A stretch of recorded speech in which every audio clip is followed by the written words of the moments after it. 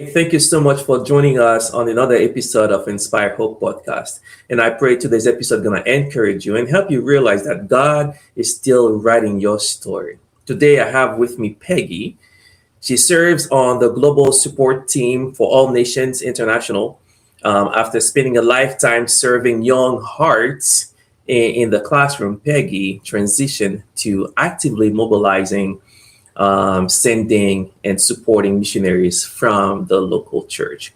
So it's a pleasure to have you with us, Peggy, this morning. Welcome to the show. Thank you for having me. Yeah, Peggy. So before you get involved in all these stuff, who was Peggy? I was a farm girl. I was raised on a little farm in Western New York and came to know Jesus when I was about 12 years old. Mm-hmm. And God provided a group of older people. I mean, many of them retired, actually, who they just kind of surrounded me. And I got to hear their stories, got to hear their testimonies on a regular basis. Mm-hmm. I realized, these people had survived like the loss of children. Some of them had served in the military. Mm-hmm. Some had chronic illnesses. But I saw such joy and peace in their lives. And I thought, wow, that the way they live and the way they express themselves is really powerful to me. And to a young heart and mind, it really left an impression on me. So what was attractive to you? Was it the peace that they had or the joy that they have despite the things they might be going through? Because one of the things I learned in listening to people's stories that some of the stuff they go through, when you listen to it, you kind of like, oh my goodness, I feel so bad that you went through that, or you are going through that. And some of them will tell you, listen, it is hard what I went through, but I will not trade it for the lessons that I learned. So what are the lessons that you learn as you listen to their story? I think that they didn't lead with their pain. It was part of their story, and they were honest and they were transparent, but they didn't lead with it. They didn't. That's not how they introduced themselves, as a victim, kind of.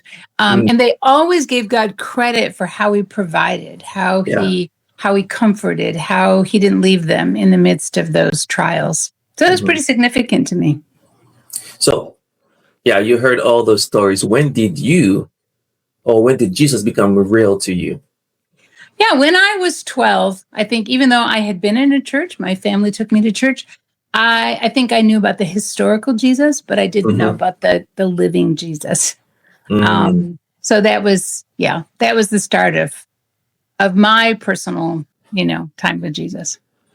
So that's something interesting you said here. You know about the historical Jesus, but not the personal Jesus. For anybody who is listening and kind of like, what?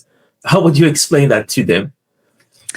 Yeah, I think it's easy to read even the scriptures, if especially like the book of Acts or something. You read it as history, and there's good stories, and you can even say, I believe that. But it's kind of like also believing in George Washington or Abraham Lincoln, or we believe in a historical character, but there's not a relationship with that historical character. So there's one thing in believing the story, and it's another thing with interacting with the one whose story it is. Yeah. So when did that time come when you kind of like, okay, I need to interact with that figure, that person, and his name is Jesus Christ? When did that happen for you? Well, it began when I was 12.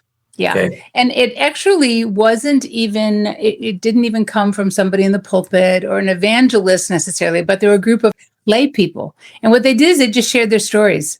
And as they shared their stories, I thought, this is different than what I'm hearing from like my Sunday school teachers, and it's different from what I was hearing from the pulpit. I was hearing people's stories, and I thought they're talking about a Jesus that I haven't really heard about yet. Peggy,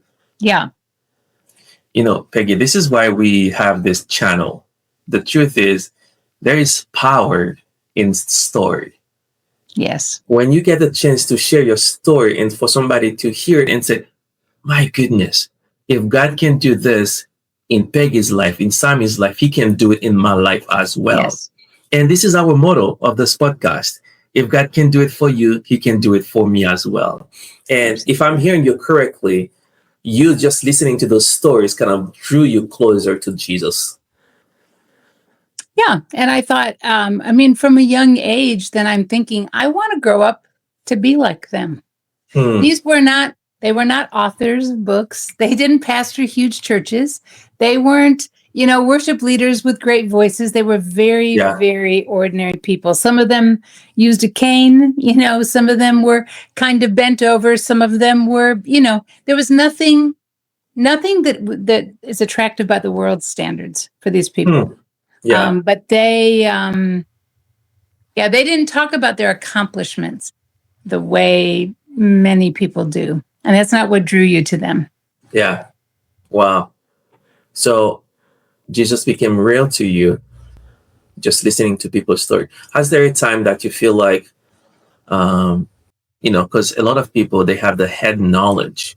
Mm-hmm. Okay. I went to Bible college. I know the verses. I know where to find them, but I don't really know the man, Jesus Christ. Have there been times in your life when you kind of like, oh, wow, God revealed himself to me through a tough time? Oh, yeah. Many. I mean, Hmm. a couple of them come to mind, but I'll tell you one that it was not too very long ago. I think I was in, I don't know. I wasn't in a desert time. There are desert times when you just feel dry and Yeah. It wasn't that. I think it was probably a time of maybe discouragement, maybe a time when you don't see progress in what you're working on, or you're disappointed with a relationship or something. And I came across Isaiah 28:16. Mm-hmm. I knew Isaiah 28:16. But Isaiah 28:16 talks about our foundation being costly and sure. Hmm. And I began to look those words up in other translations just to get an understanding about it. Mm-hmm. Because, we know in the New Testament that foundation, that cornerstone is Jesus. But as I was reading that, I thought, oh my goodness, he is costly and he's sure, he's trustworthy. And then that verse is in Psalm 89 where it talks about his righteousness and justice are the foundation of his throne. So he is not shaken when there's bad news, when there's a disaster, that does not shake him or his throne. Yeah. And so if I lean on him, if I make him my foundation, it may take a while and the situation may not change. And in fact, it may get worse. But if he's my foundation, I can be sure it's okay, regardless of how it turns out. Exactly. So I think I have referred to that many, many times. And just recently, if I can share another very recent, in the month of May, God just kind of had me camped in John 14, 15, 16. I was just in those chapters. John 14 starts with, and this is an interesting verse to read in troubling times. If you watch the news or read the paper, or in relationship with any person on the face of the earth. John 14:1 says, "Let not your heart be troubled." Mm-hmm. I thought most people, if they're honest, would say their hearts are troubled. Yeah. Because of something that's happening somewhere in their world, their private world, or their global world. There's something very troubling. There's things that are so sad, but the word trouble means to be stirred up. It means like a commotion or distress. Mm-hmm. So Jesus says, don't let your hearts be troubled. Don't let your hearts be stressed. Well, what comes right after that? Believe in God. Mm-hmm. And that word believe, if you know any Greek, it's the root word is basically pistos, it's faith. Mm-hmm. And so when you think about the armor of God, it's the shield of faith. And so I think, you know what? I need to concentrate on the one that I'm trusting in, and not what I see around me, not the situation. And I can be alarmed. I can even be righteously angry. I can be sad. I can grieve. And I should grieve. Think about God way back in Genesis. He grieved. His heart grieved when he saw what people were doing, how they were living. So I should grieve.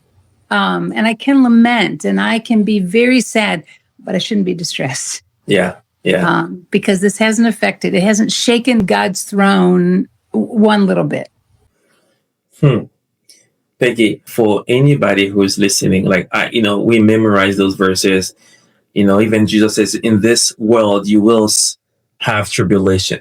but have faith, I have overcome it. Like, Yeah. do not let your heart be troubled. Believe in God and believe in me. Yeah. Like, he made a promise that I'm going up and I'm going to prepare a place for you. Like, we know all these promises, Yeah. but sometimes it is so hard for us to believe them in our hearts. Like, we know the head knowledge, but in our heart, it is so hard. So for yourself and anybody who is watching or listening, they find themselves, I memorize these verses. I know the meaning in Greek.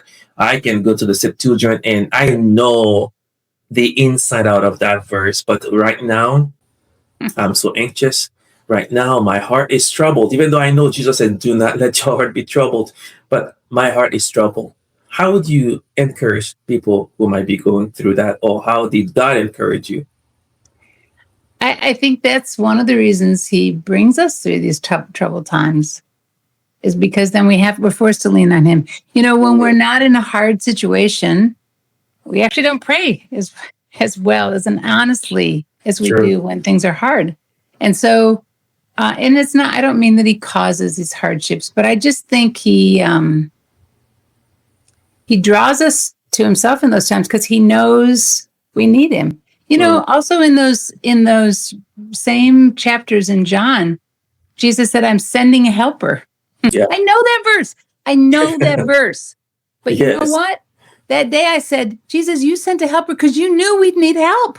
Yes. We can't do this on our own. And so for me, that makes me feel, it gives me a sense of relief. Like I can, God, without you, I'm going to be troubled.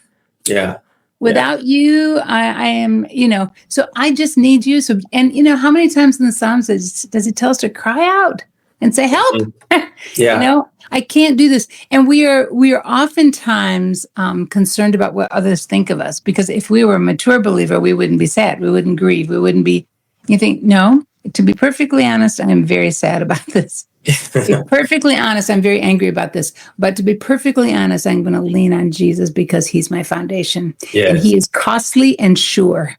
And if those are the words that we lead with, we can be activists in all sorts of things as long as we lead with who Jesus is. Amen. That's the psalmists. They will start with how mad they are, either with God or with their enemies. And at the end, they will say something like, I know my God will deliver us. I know, like, yes, they are frustrated with their situation, with their lives and what is going on, and they don't like it. And they kind of, at the end, I know, like Job will say, I know my Redeemer lives.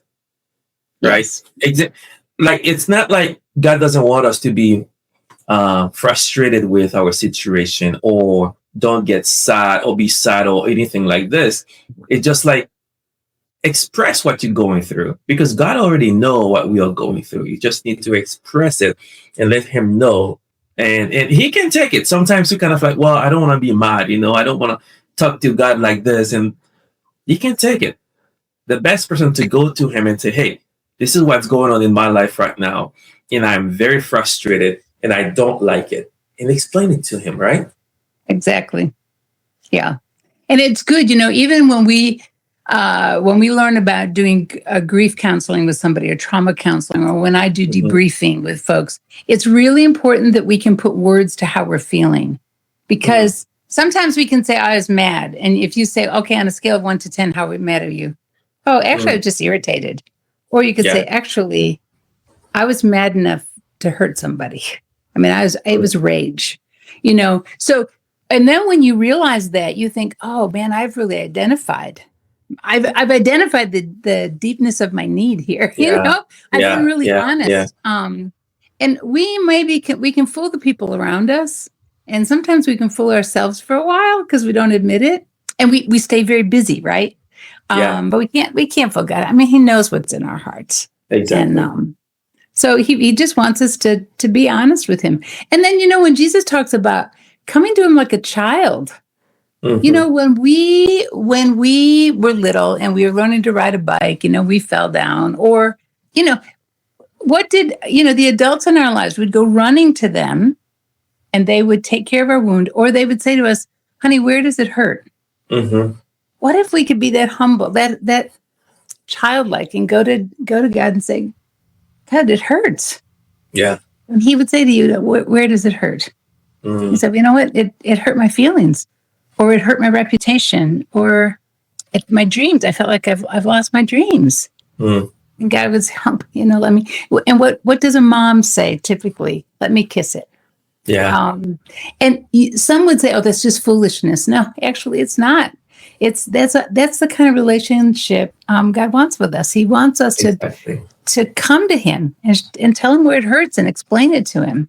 And other people may not understand it, and we may not really have safe places to talk that honestly, but we always have a safe place with him. And that's why, and we read the scriptures and they become so familiar to us that we don't pay attention to them, It's like singing any hymn that we've been singing or any song we've been singing for a long time. And you think, what does that even mean now that I'm singing that, Yeah. That one line in the hymn, here I raise my Ebenezer. And you're thinking, what? I've been singing what is that? years. What in the world is an Ebenezer? But, we talk about God being a refuge and strength. And so we know, like you said, we've memorized all those verses. Well, you know what? A fort is no good unless you go inside it and they lock the door. You can recognize it as a fort. You can talk about what it's built out of, why it was built, where it was built, and all, but unless you go inside, it's no good. So we have to learn how to go inside, Yeah. And I think that's when that doesn't happen on a Sunday morning. It happens when we're all by ourselves, just face to face with Jesus and saying, this is where I am right now. Peggy, you talk about God being a safe place, a safe person to go to. Is there a moment when when life was so hard, okay, you start questioning God, either for a prayer that you were praying and it seems like he's not answering it, or for whatever it might be, but you felt like David felt like walking in the valley of the shadow of death, but at that time you didn't see the shepherd. You feel like he wasn't there. It was so dark. Can you tell us a story like this?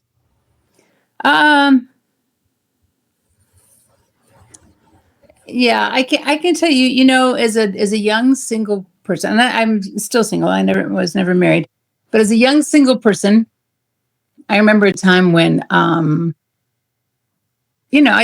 really thought I'd be married. I hoped to be married, and there was a relationship that just didn't work out. And I think I was, I don't even know the word to describe it. I was probably disappointed. I think I was a little bit, not upset with God, but I was confused with God. Like, why didn't you allow that? Yeah.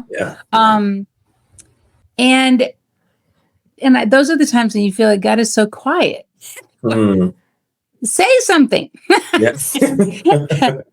I sometimes tease some women. I've been in groups before that the women are going on and on about how they wish their husbands would just listen to God, and they just keep talking. I think I know why your husband cannot hear God.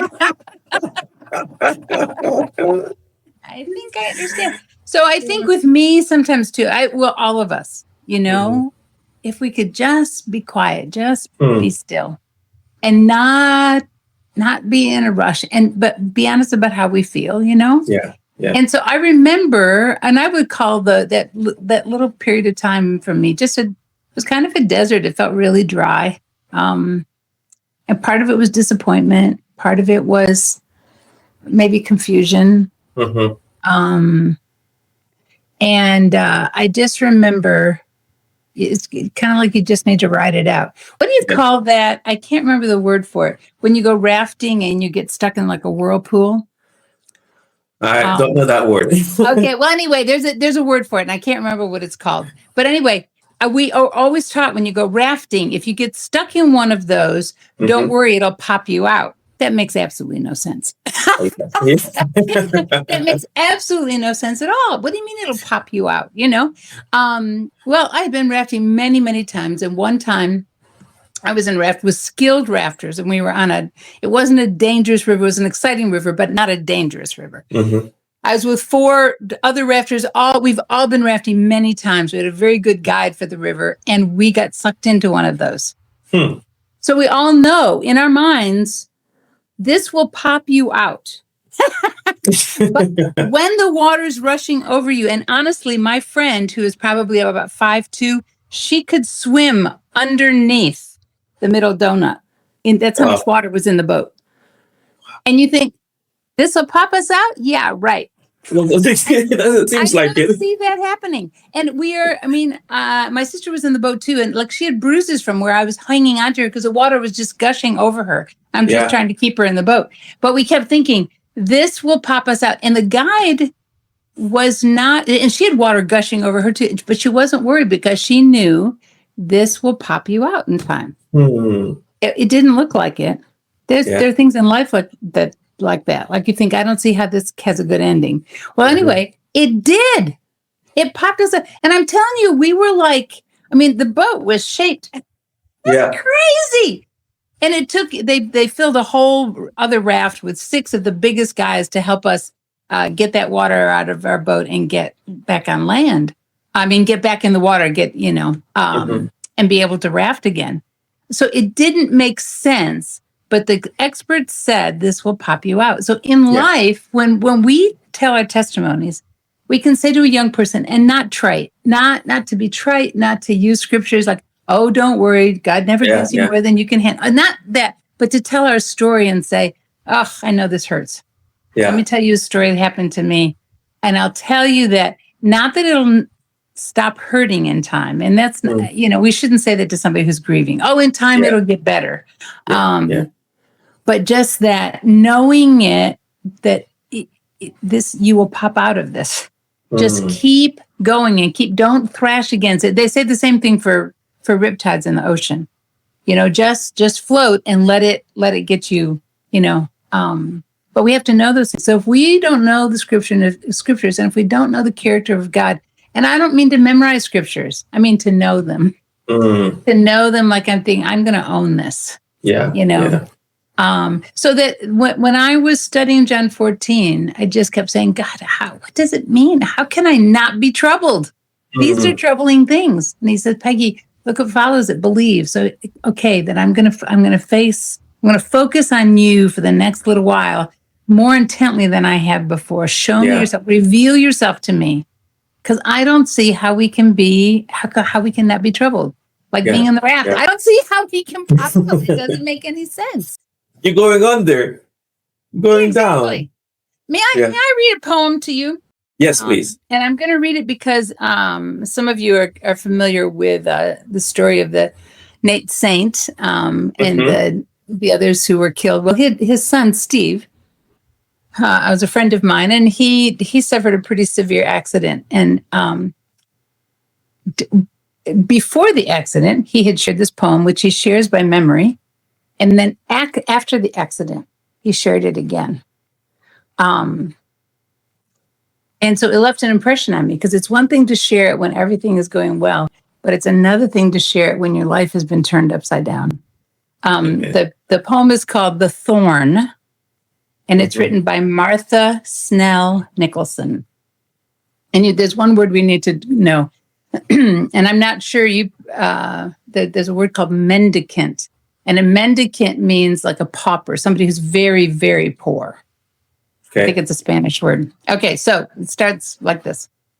I stood a mendicant of God before his royal throne and begged him for one priceless gift, which I could call my own. I took the gift from out of his hand, but as I would depart, I cried, but Lord, this is a thorn, and it has pierced my heart. This is a hurtful gift which thou hast given me. He said, my child, I give good gifts and gave my best to thee. I took it home, and though at first the cruel thorn hurt sore, as long years passed, I learned at last to love it more and more. I learned he never gives a thorn without this added grace. He takes the thorn to pin aside the veil which hides his face.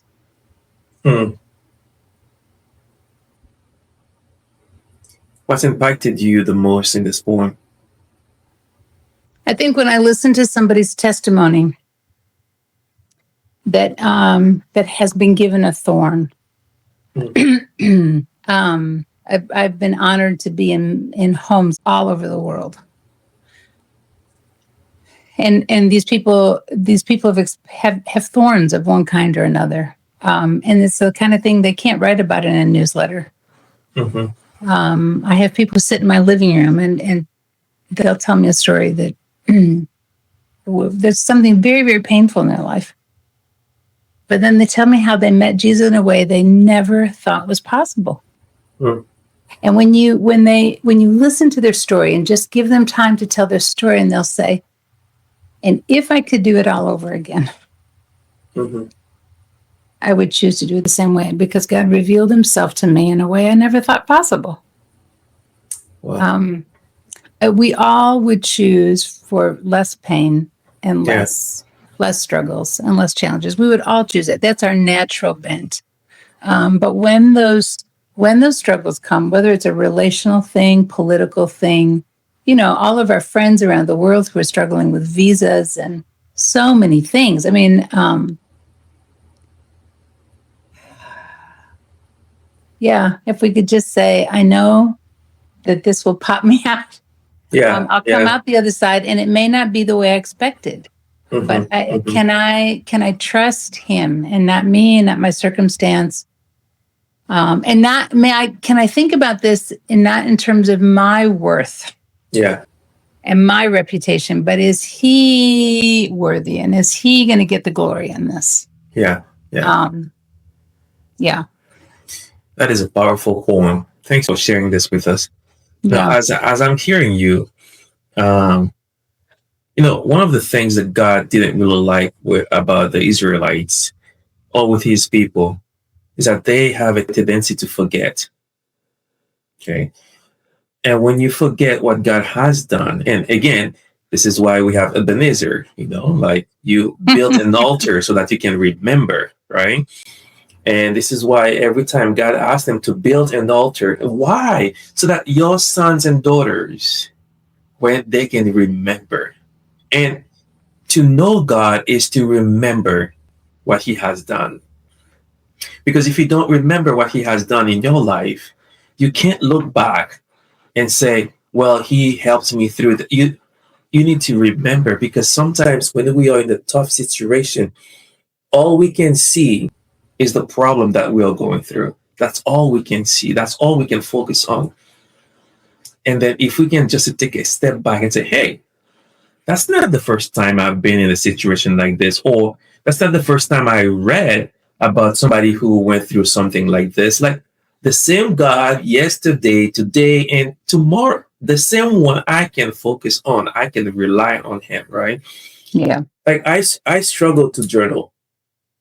I try and stop because I believe I can remember. I can remember. I don't need to write it down but from time to time, when I said to myself, no, just have it on Google. So wherever you are, you have access to it, right? Still, I struggle. But one thing I try to telling myself is that God wants you to remember. He wants you to remember. Because when you don't remember, you're going to focus on something else. But when you remember, the same shepherd in Psalm 23, verse 1, 2, 3, that walks with you, that takes you to green pastures, that, get you to clean, fresh water, and refreshes you and restores you, is the same shepherd who's going to be with you in verse 4. Though I walk through the valley of the shadow of death, I don't need to fear no evil. Why? Because the same shepherd who was with me on the mountain peak is the same one walking with me in the valley. Yeah, let's look at those sheep a little bit. Sheep are interesting and I've learned a lot from sheep actually, because they're actually ruminators. It's a ruminator, and it's so gross when you tell us to kids. It's so funny because you see them go. So ruminators, you'll see them eating. They're just grazing, right? And then they sit down, they lay down in those green pastures. But what they're actually doing is they're coughing up that, I guess the correct term is the cud. Mm-hmm. So it's this grass that they've eaten, and it's gone in their first stomach, but that's all it's done. It's gone in their first stomach. They have gotten zero nutrition from it. Zero. So as they sit down and they chew on the grasses that they've eaten, Then it goes into the other stomach, and that's when the gastric juices, that's when the nourishment comes. It didn't come from just eating it. And I think many of us, that's what we've done. We've said, oh, I read my 2 chapters, just say I'm reading through the Bible this year, and I'm halfway through. Good job. This is, but we didn't meditate on it. We didn't chew on it.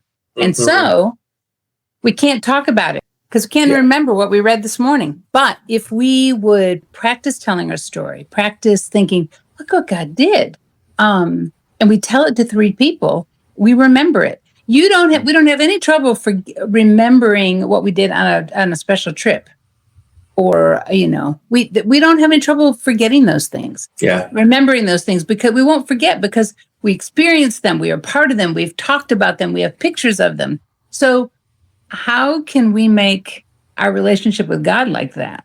Well, there needs to be a much more interaction. There needs to be interaction with Him and interaction with His Word. I mean, so if we don't meditate on it, if all we've done is read it, and I don't mean getting out the concordance and looking up the Greek. That's helpful to me because it helps me to chew on it more. It helps me to look to see where else that word is used, so I can understand what he's talking about. And it's also so I don't take the verse out of context. But it's more about me just going slowly and chewing on it. And sometimes memorizing it helps. Sometimes you memorize it and that's what you're just thinking about and thinking about and thinking about. And it's not for the sake of memorizing it. It's for the sake of letting it going down deep into us. Yeah. So that we won't forget. Yes. Find delight in, like Psalm 37 verse 4, find delight in God's word. And for the Greek word for that delight is to luxuriate in Him. Luxuriate. I mean, you think about a spa day. Yeah.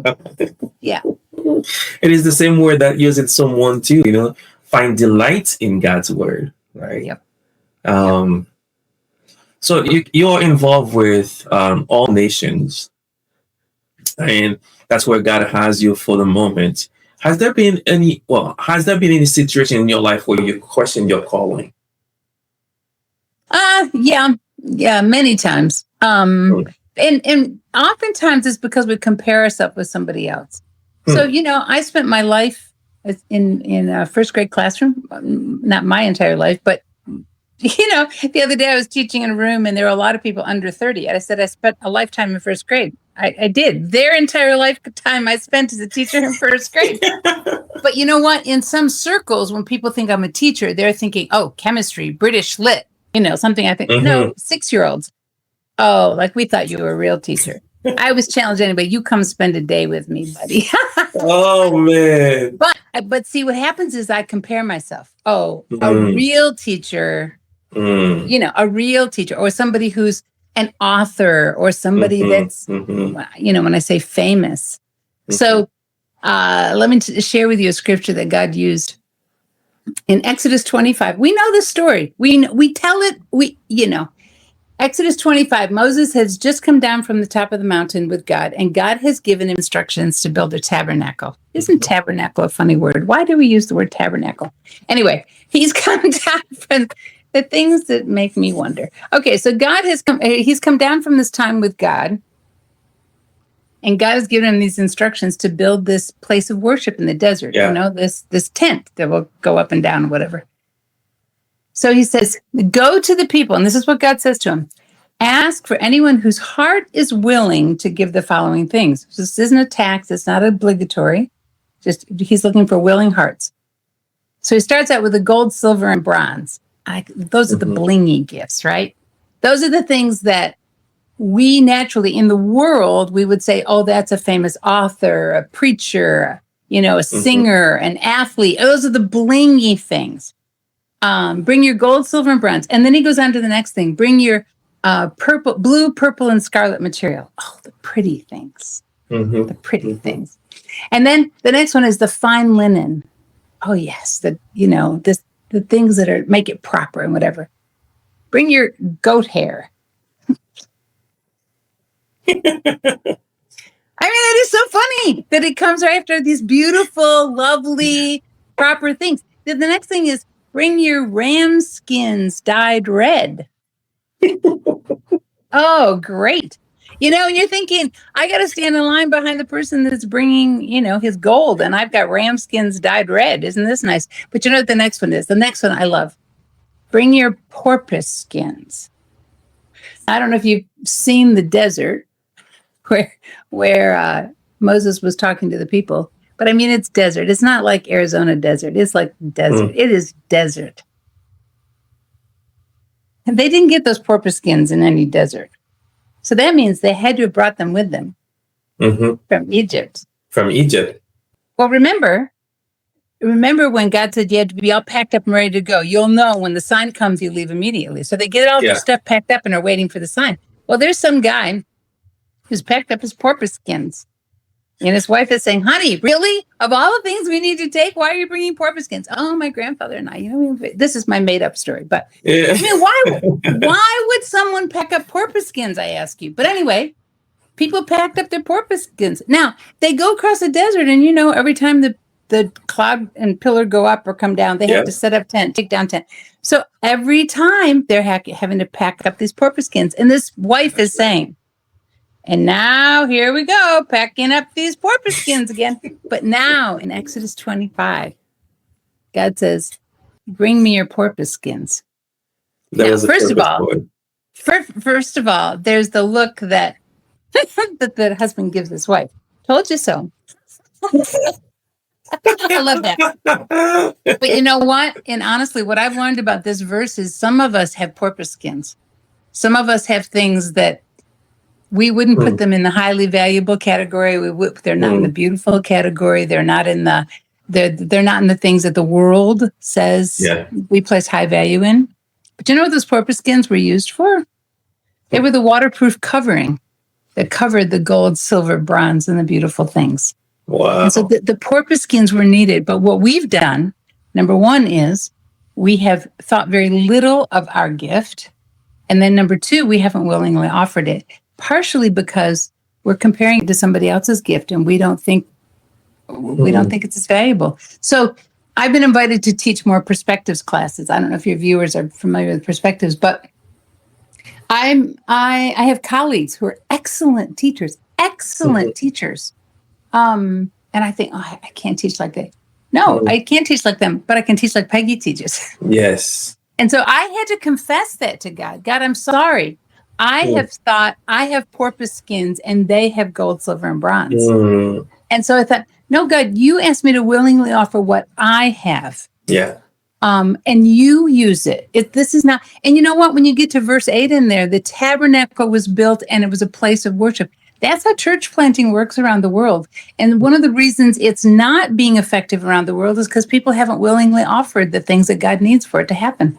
And so yeah, we need to be honest about what God has given us, and we don't need to diss it. We don't need to say, this isn't important. If God gifted, and Ephesians 4 says God has given us all special work.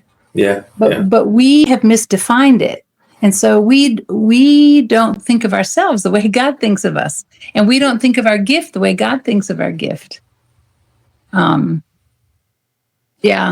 in Ephesians 2:10, it says, we are his workmanship. But if you read all those different translations, we are his works of art. We are his masterpieces. We are his, and that's a one-of-a-kind creation. It's not something that comes off a conveyor belt in a factory somewhere.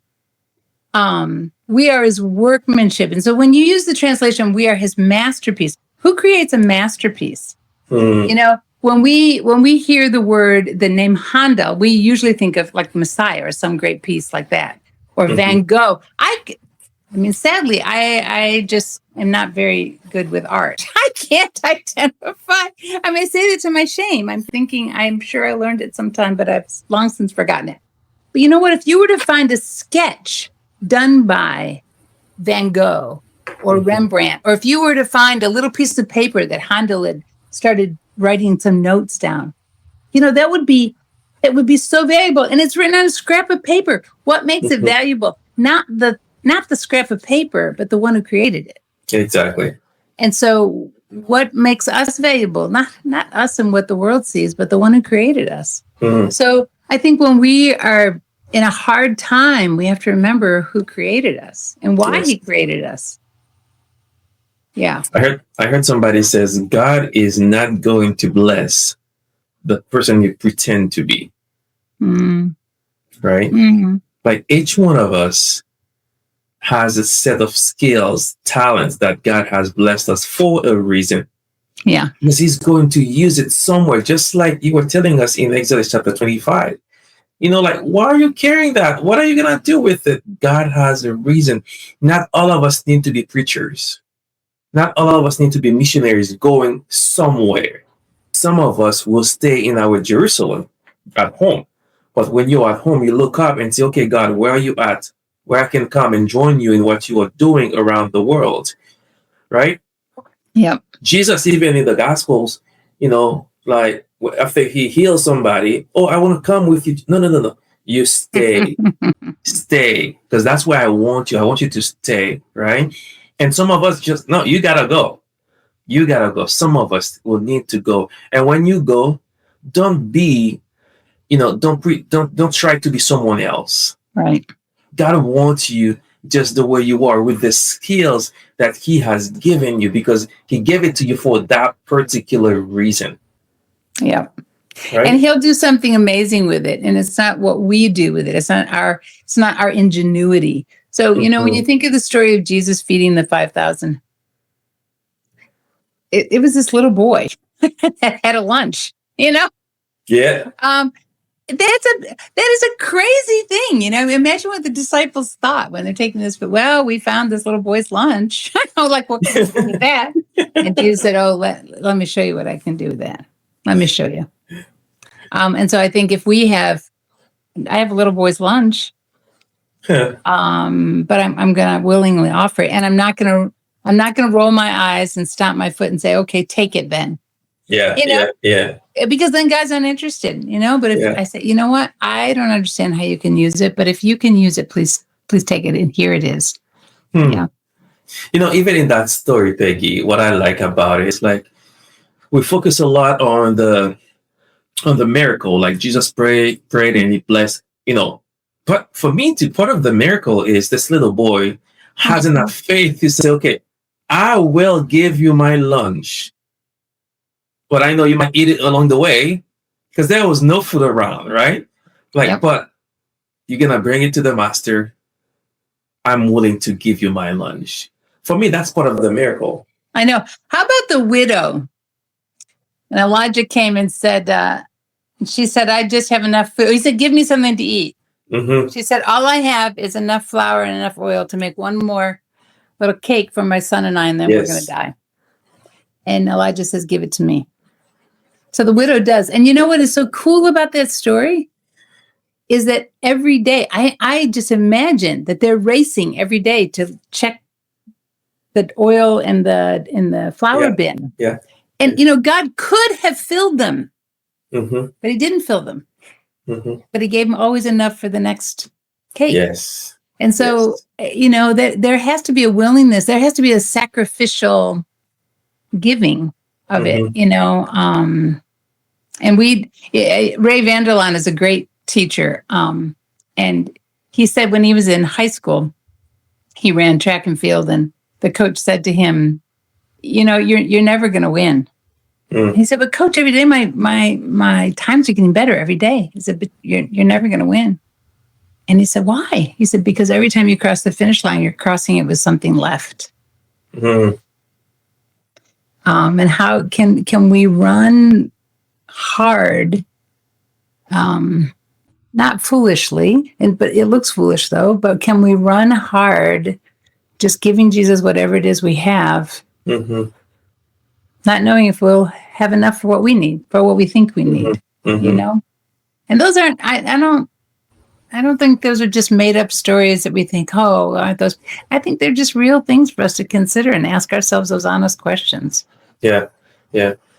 Peggy, if there are people watching today who feel hopeless, what would you say to them if you had just a minute to chat with them? I talk with a lot of people who they've gone through incredibly, incredibly hard things.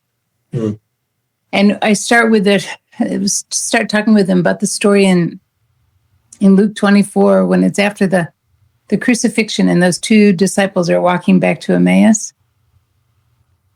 And a stranger approaches them, and we know that it's Jesus.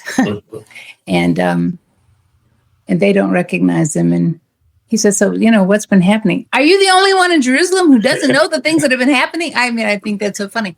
But then he says to them, what things? Yeah. Tell me about it. Tell me about it. They just began to relate all these things. And then there's this really powerful phrase, but we had hoped. Mm-hmm. And so when I sit with some people, I say, if you were to finish that sentence, how would you finish it? Mm-hmm.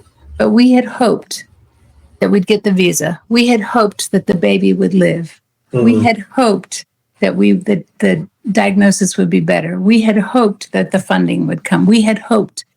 And then when you read in Lamentations, I think it's I don't know which version, it might be the New Living, says, and those verses also are very familiar verses to it, but when you read it in another translation, it's an accurate translation, but it just uses different words. It says, but we will dare to hope again. Wow. We use that, we talk about, fool me once, mm-hmm. but not again. And I think sometimes that's how we treat our relationship with God. Okay, I trusted you one time, but I'm not going down there again. But what if you could say, you know what, God, I'm going to really think that your foundation is costly and sure. And the situation didn't go. And so my dream was shattered here. But I can dare to hope, and I can stand in front of you, Jesus, and say, but I had hoped this, but I will try again. I will risk it and understand it's a risk and it's okay. You don't have to have a brave face about it.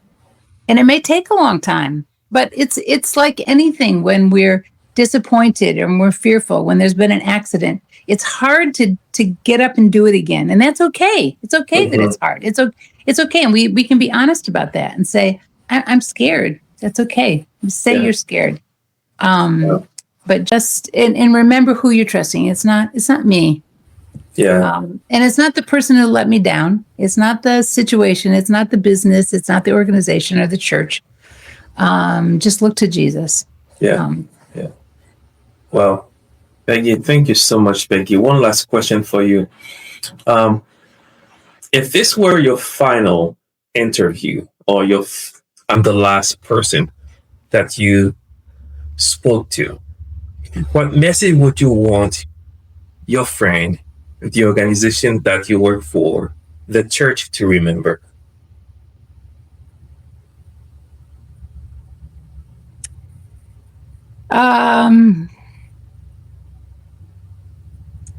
I think that I would want people to look at how Jesus loved us. His costly sacrifice, the love of a father who gave his best. Then the son who breathed on his followers and said, a helper is coming and the power is coming. The way he loved them and equipped them. And then he said, go love others like this. That's how we're going to be known. And it's not in how smart we are. It's not in how much money we have. It's not how well do we love one another, and what does love look like? And we're not going to be able to do it unless we know how well we've been loved. And he loves us so generously and so graciously. The Psalms talks about how he stoops down. His gentleness makes us great. Can we do that for the people around us? And I just imagine Jesus said, yes. Yes. Wow. Well, thank you so much, Peggy. Really appreciate the time you spent with us this morning, telling us your story, what God has done. I do appreciate it. Thank you so much for your time. Thank you, Sammy. Thank you so much for being with us today and for watching. If this conversation has encouraged you, please, I will encourage you to subscribe and share this video to anybody, to your loved one, to your friends that might want to listen to the story. And I pray that God will encourage you through the story. And you can say, if God can do it in Peggy's life, in Simon's life, in others' life, God can do it in my life as well. One of the things you can do to help this podcast is to subscribe. It's just one click. And you don't want to miss those stories as well. So if that encourages you, I will encourage you as well to subscribe to this channel and share the podcast to others. And I would love to hear your story as well, the story that God has given you. Okay, because when you share that story, there will be somebody in the audience that feel connected, that feel blessed because of your story. Many of you might think like my story is boring. There is no boring stories. It is his story. So thank you for willing to share it with us. So email us at inspirehopepodcast@gmail.com. Until next time.